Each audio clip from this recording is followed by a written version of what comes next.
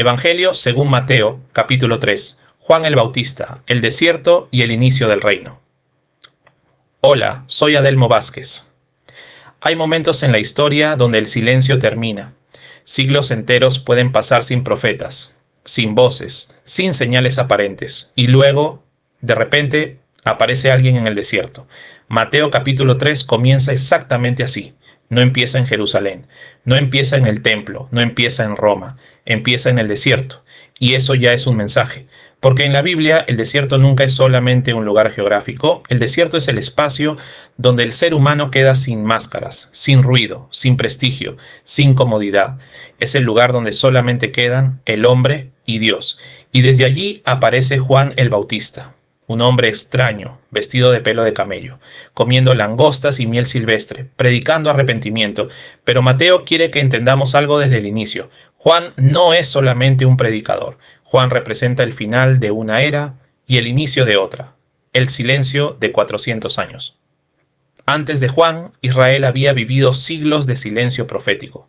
Desde Malaquías no había aparecido una voz semejante. 400 años, imperios pasaron, Babilonia, Persia, Grecia, Roma, y mientras tanto el pueblo seguía esperando al Mesías, esperando restauración, esperando el reino de Dios. Y entonces Mateo escribe: en aquellos días apareció Juan el Bautista. La palabra apareció es importante. Juan emerge casi como una irrupción divina, como si el silencio finalmente se rompiera. ¿Por qué el desierto? Juan predica en el desierto de Judea, y aquí Mateo está utilizando uno de los símbolos más profundos de toda la tradición hebrea, porque Israel nació espiritualmente en el desierto, no en Egipto, no en Jerusalén, en el desierto. Fue allí donde aprendió dependencia, recibió la ley, conoció la presencia divina y enfrentó sus propias sombras. En hebreo el desierto es midbar, y curiosamente la raíz de midbar está relacionada con hablar, como si el lugar aparentemente vacío fuera precisamente donde Dios habla más claramente. El problema es que la mayoría de las personas teme el desierto, porque el desierto destruye ilusiones. En el desierto no hay distracciones, y por eso Juan aparece allí, porque antes de escuchar la voz de Dios, muchas veces primero hay que atravesar el vacío. Arrepiéntanse. Entonces Juan proclama: arrepiéntanse, porque el reino de los cielos se ha acercado. Y aquí aparece una palabra mal entendida durante siglos. Arrepentimiento. En griego, metanoia. Pero metanoia no significa simplemente culpa, no significa solamente sentirse mal, significa cambio de mente, transformación interior, cambio radical de dirección. Juan no está diciendo siéntanse miserables, está diciendo despierten, porque el reino de Dios exige una nueva conciencia, el reino de los cielos. Y aquí aparece otro elemento central de Mateo. Mateo casi siempre dice reino de los cielos, no reino de Dios. ¿Por qué? Porque los judíos muchas veces evitaban pronunciar directamente el nombre divino por reverencia. Entonces, cielos funciona como una manera reverente de hablar de Dios. Pero el reino no es solamente un lugar futuro, no es solamente ir al cielo. El reino representa el gobierno de Dios, la restauración divina, la realidad transformada por la presencia de Dios. Y Juan anuncia algo impresionante. El reino ya se acercó, no está lejos, no es solamente futuro, está irrumpiendo ahora. Juan como nuevo Elías. Mateo luego describe a Juan, vestía pelo de camello y un cinturón de cuero. Eso no es un detalle decorativo, es una referencia directa al profeta Elías. En el libro de Reyes, Elías aparece vestido de manera similar. Y aquí Mateo quiere que el lector judío entienda algo inmediatamente. Juan viene con el espíritu profético de Elías, porque según la tradición judía, Elías debía regresar antes de la llegada del Mesías. Juan representa entonces la voz que prepara el camino, voz que clama en el desierto. Mateo cita a Isaías: voz del que clama en el desierto, preparen el camino del Señor. Observe algo fascinante. Juan no es llamado la palabra, es llamado la voz. La palabra será Cristo. Juan solamente es la voz que la anuncia. Y aquí hay una enseñanza espiritual enorme. El verdadero profeta no apunta hacia sí mismo, apunta hacia otro. El bautismo en el Jordán. Entonces multitudes llegan al Jordán, y aquí el escenario tiene un peso simbólico gigantesco.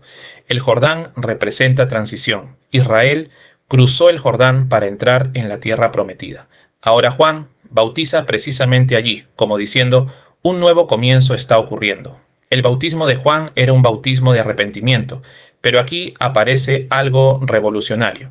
En tiempos antiguos, quienes se bautizaban normalmente eran gentiles que querían entrar al judaísmo. Juan está diciendo a los mismos judíos, también ustedes necesitan conversión. Eso era explosivo, porque destruye la falsa seguridad religiosa, los fariseos y saduceos. Entonces aparecen fariseos y saduceos, y Juan los recibe con una frase brutal, generación de víboras. No exactamente un mensaje diplomático, pero aquí debemos entender el contexto. Juan no critica religión sincera, critica hipocresía, critica espiritualidad utilizada como máscara, porque muchos habían convertido la fe en apariencia externa. Y Juan destruye esa ilusión. No digan, tenemos a Abraham. Juan dice, no digan, tenemos por padre a Abraham. Esto es revolucionario, porque muchas personas creían que pertenecer biológicamente al pueblo elegido era suficiente. Pero Juan introduce una idea radical. La verdadera filiación no depende solamente de sangre, depende de transformación interior. El hacha en la raíz. Entonces Juan utiliza una imagen fuerte. El hacha ya está puesta a la raíz de los árboles.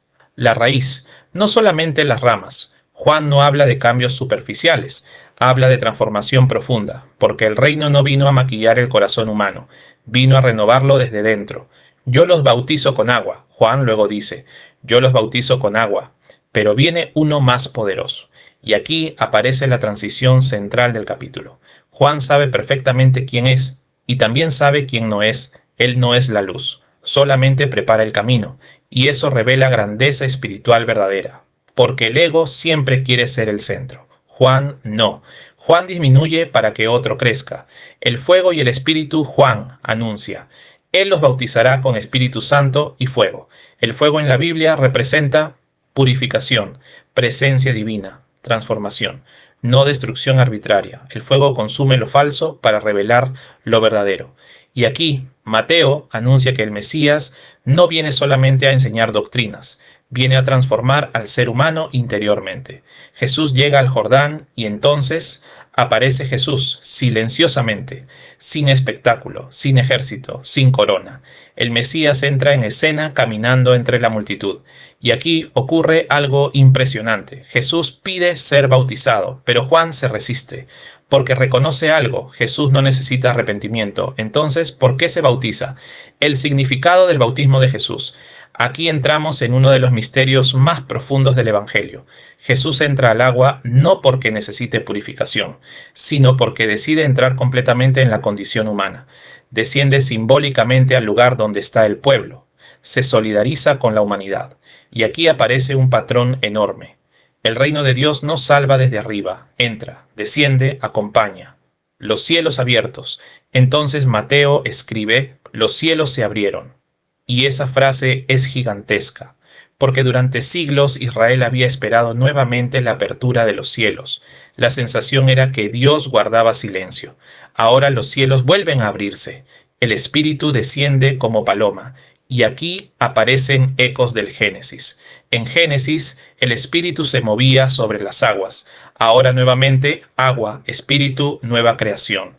Mateo está mostrando el inicio de un nuevo Génesis espiritual. Este es mi Hijo amado. Entonces se escucha la voz, este es mi Hijo amado. Y aquí el Evangelio alcanza uno de sus momentos centrales. Jesús no comienza su misión demostrando poder militar. Comienza siendo declarado amado. Y eso cambia completamente la lógica espiritual. La identidad viene antes que la misión. Conclusión espiritual.